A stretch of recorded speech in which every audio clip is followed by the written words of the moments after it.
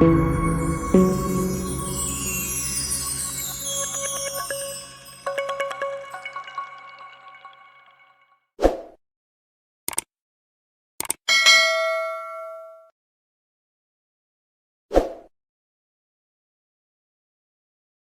back, viewers.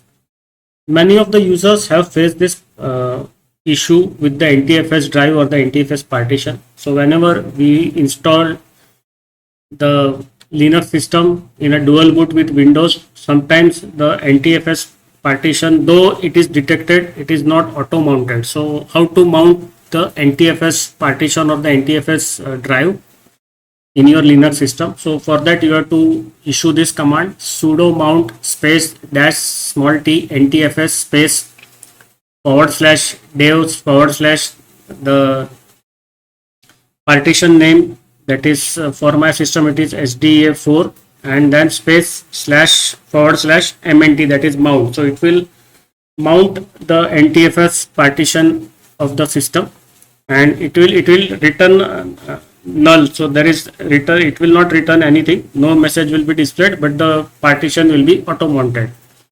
So that's it for this video. We will meet in the next video with some other functionality. Bye bye.